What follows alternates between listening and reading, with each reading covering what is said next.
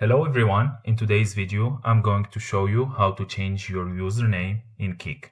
So first you need to have an account, then you go here on the top right corner, you click on your image, then you go to settings, you scroll down, you will find your username.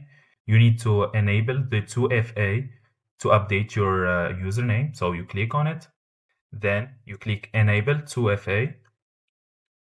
So you can scan the QR or you can copy this code. You click continue. Then you open the Google Authenticator extension. You add it to Chrome. After that, you just open it. You click on new, manual entry. Then you paste the code here and click OK. You will have this code. You just copy it. Then you go back to the Kik and paste it down. And then you go back to your profile, you go to username, you change it.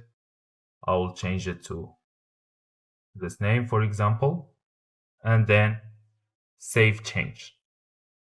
Then you need to go back to the Authenticator extension. You copy the new code and paste it down. Then save change again, and there you are. You changed your username. Thank you for watching. Don't forget to like the video and subscribe.